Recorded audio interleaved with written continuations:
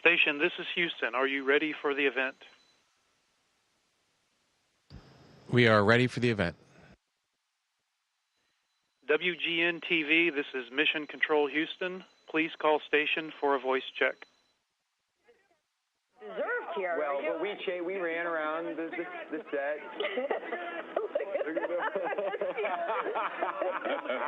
that delivery. I totally bought that. Hi, this is WGN Chicago. Can we get a mic check, please? We read you loud and clear. How do you hear us? But I will. I don't have to, but I will. I will. You got to talk about this movie because it's autobiographical, right? Hi, this is WGN Chicago. Can we get a quick mic check, please? That's true. We read you loud and clear. How do you hear us? But all of the inspiration for the film. Great. We're good with your mic check. We'll be with you in about a minute and a half. And you'll be speaking to Demetrius. Another, and I love story as well. So I wanted to write a love story.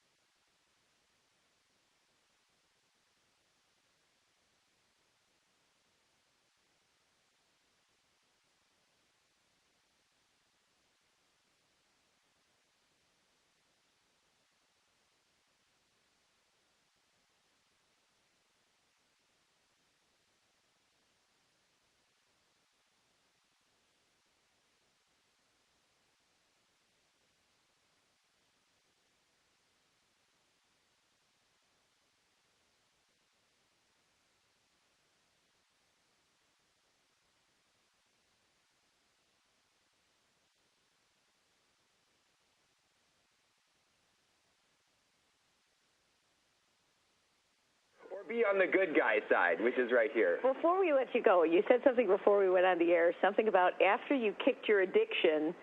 What was it about the...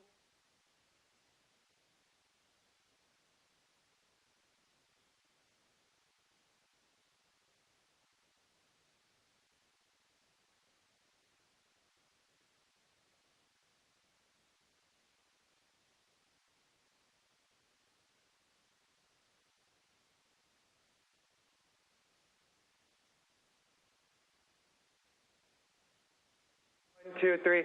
Oh, this there kind of wave. Yes, I want to be on the Friday dance. Thanks, guys. You can see a screening of I want to make Animals, Friday May dance. 22nd at 745 Gene Siskel Film Center. Hey, Demetrius.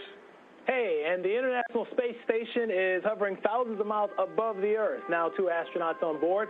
Terry Virts and Scott Kelly are joining us live to talk about the ISS and how life is there. Station, this is WGN-TV. Do you hear me?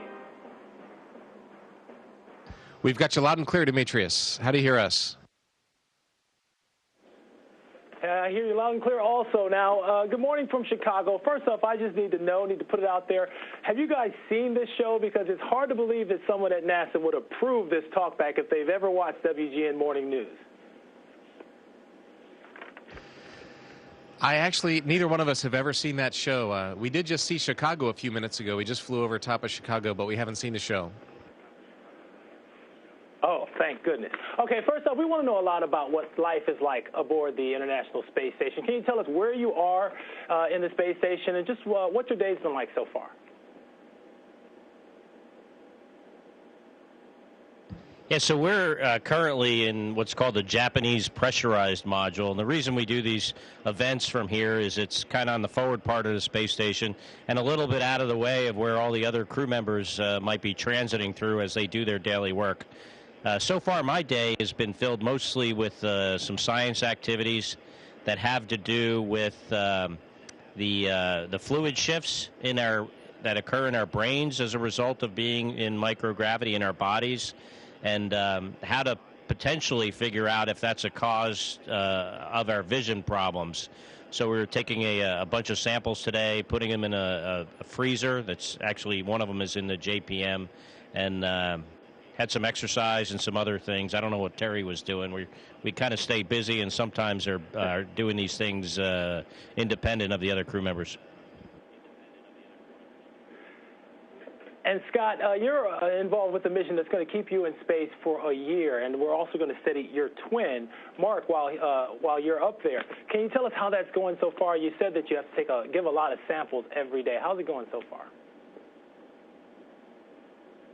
Well, we don't do that every day. There's a whole lot of other different types of science that go on here. Some of it is exploration-based. You know, how do we get further from the planet someday? Other science is kind of more Earth-looking, how to improve life on Earth. We say, you know, we're here off the Earth for the Earth.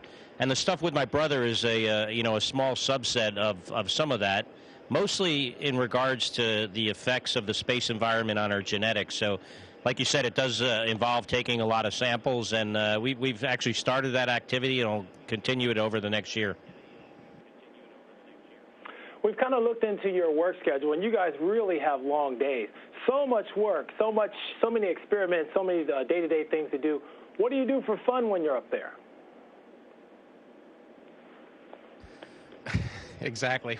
Scott's demonstrating one of the things we get to do. Yes. Another thing that we get to do is take pictures of the Earth and the universe, which is one of my favorite activities. Whenever I get a few minutes, I try and find a window and take a picture of something interesting. Sometimes we'll watch a movie together on Saturday nights. We have a telephone system that is occasionally available. We can call home to friends and family, and so there's not a lot of free time like you mentioned, but when we do have it, there's plenty to do. Well, Terry, we're showing some of your just phenomenal vines and tweets and things like that. I mean, you are really becoming really popular with what you call Earth art. Tell us what it's like to have the Earth kind of outside your office window, and what it's like to just kind of start to share this with folks who are back here on Mother Earth. You know, I wish I could describe it with words, but I just can't. And so the photography does a much better job than any words that I could add. It's like trying to describe creation with words is just inadequate. The thing that really sticks out to me, though, that even photography can't capture is the colors that you see, especially during the spacewalk, and even occasionally looking out the window. I've just seen colors that I've never seen before, and especially shades of blue. And so it's fabulous. The Earth is very unique. Seeing sunrises and sunsets is unique. Looking out and seeing the galaxy go by, planets. You know, there's so many different things you can see. I could take an hour just talking about all these things. And Scott, our producers did some digging. They found out that you actually watched the movie Gravity while they're on the International Space Station. We have a resident conspiracy theorist. His name's Larry here. He let us know that there's a laser that causes all types of trouble in that movie, and now there's talk about putting a laser on the International Space Station to just kind of shoot away space debris. Like playing asteroids? You know, I had never heard of that before, but, you know, we have an internet connection, and last night I woke up and I was on it for a little bit on a news site, and I saw something about it, and then it kind of, our internet connection froze up or something, and I woke up in the morning and I'm like, did I really see that? So I've never even heard of it really before last night and you mentioning it, but man, it would be pretty cool if we could do that. You know, sometimes we have to move the space station out of the way of debris. I need to learn a little bit more about it. It does sound a little bit science fiction-like. If you lost internet connection, believe me, you have seen or worked for WGN News. Hey, tell me about what you guys do for fun around there. And also, we wanted to know, what do you do when you need to get away from the co-workers? Where do you go to just hide? Well, the good news is we have a great group of people here, and it's actually, we enjoy, like Scott said, when we're working, we're kind of on our own all day long, and so it's fun to get together in the evenings and have dinner, or on Saturdays and watch a movie. But the space station is pretty big. It's about the size of maybe 2 747s. It's a big place between all the American modules, the Russian modules. We're in the Japanese module right now. There's a European module. So there's a lot of volume here that you can kind of get off and just spend the day by yourself doing work. But we do enjoy getting together at night to talk, watch TV, or maybe they'll send up your show. So I want to thank you guys for coming on today. We want to wish you Godspeed and certainly a very successful ending to your mission. Thank you very much for joining us this morning. Thank you, and hello, Chicago, and great seeing you guys from space today. Thank you. Bye-bye. Station, this is Houston ACR. That concludes the WGN-TV portion of the event. Please stand by for a voice check from Bloomberg TV.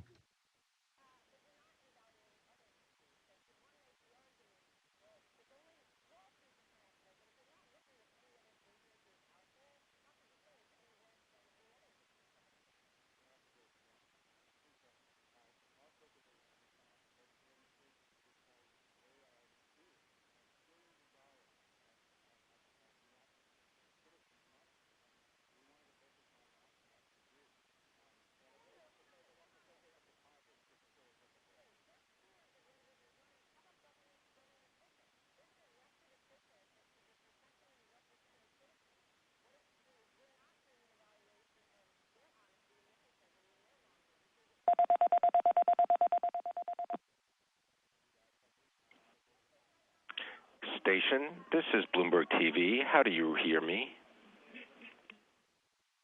We've got you loud and clear. Let's begin with telling everybody, where are you? How many miles above the Earth are you, and what points have you been able to see today? Well, right now we're about 250 miles above the Earth. We're right over the South Atlantic, in between South America and Africa.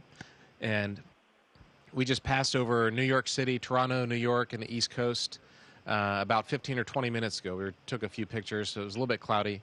So we're going at 17,000 miles an hour, so we pass points pretty quickly.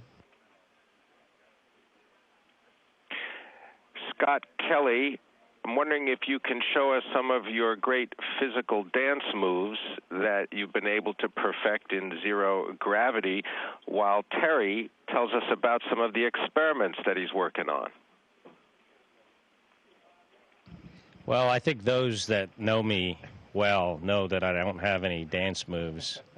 I can flip around a little bit for you, and I'll give the mic to Terry. Yeah, the ability to float is one of the coolest parts about being in space. One of the things we'll miss when we get back to gravity. We do a lot of different science here, Pim. It's a world-class laboratory. There's a lot of human physiology experiments that we do. Scott and myself and several other crewmates have been doing a lot of different eye testing and different human samples today. There's a material science laboratory that we have.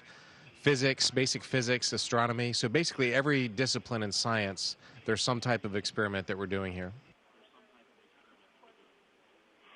All right, it's time for Scott to answer a question, and this would be, is there something specific that you want to accomplish during your time in the space station?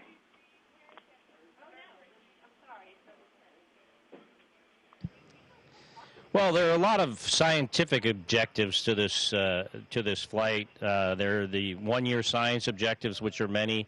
There's this experiment, comparative study with my brother and I. There's all other kinds of research that goes on. Almost 400 different scientific experiments will go on for the entire year that I'm here. But, you know, and those are all very, very important. My personal goals, however, is that we be safe, no one gets hurt, we complete as many of our mission objectives as we can, and also meet the first two, and then we all leave here as friends.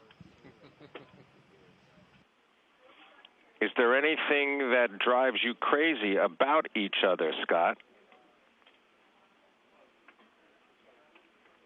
I don't have time to answer that. Nope. Terry?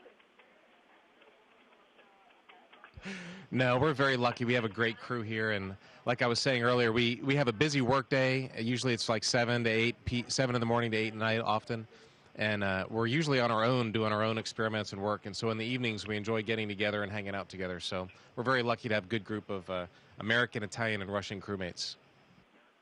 And let me just add to that real quick, to Scott, my very brief statement. Tourists using Branson to check out space as adventurers. I think it's great. You know, this is a really remarkable place. It's a privilege to be able to come here and represent your country, and my colleagues, representing their countries as well. Terry and I are the only two Americans up here right now. So, yeah, I think it's a great thing. I think, it's going to take some time, but, we're very serious, industrious, talented people, and we'll solve that problem someday. And hopefully in the future, maybe the not too distant future, people will have the opportunity to whether go to, low Earth orbit, hopefully, but if not, suborbital flight and see the Earth and all the beauty and the great things we get to experience by flying in space. Terry, how have you managed to stay in shape in a microgravity environment? That's one of the most important things we do here, because obviously your muscles and your bones would waste away if you didn't exercise. So every day they give us an hour of aerobics, either on a bike or a treadmill, and an hour and a half of weightlifting. And I did that this morning. And you basically do that every day for 6 months or a year in Scott's case, and you stay in pretty good shape. The folks that come back after these long duration space missions are in remarkable shape when they get back to Earth. Scott, what about being able to monitor your own health while you're there in the space station? Do you use any of those consumer devices like a Fitbit or any kind of wearable technology? Well, when we do the aerobic exercises, we have a heart rate monitor, but it's nothing, state of the art.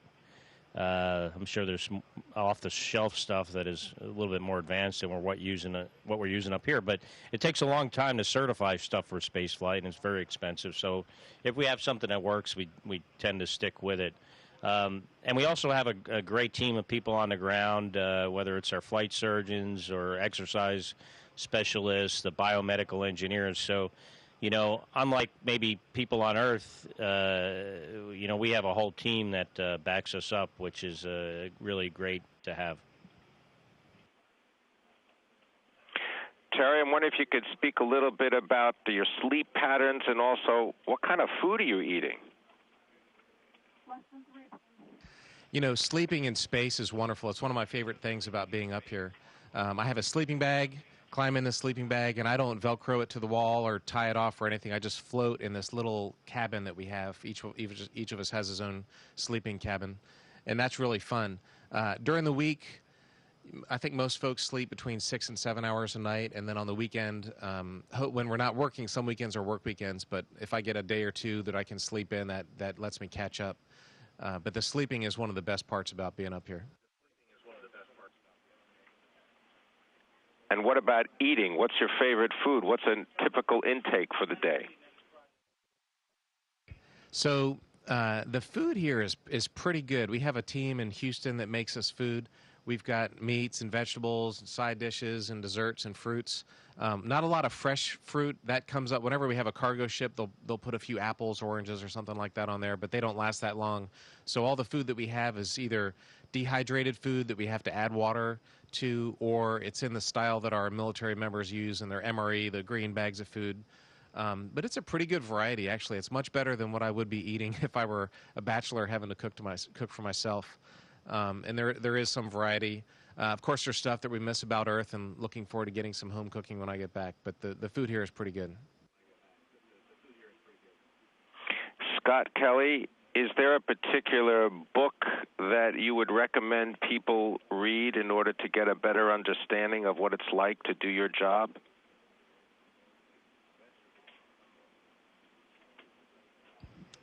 Not that I'm aware of. I don't know. Maybe Terry has a better idea.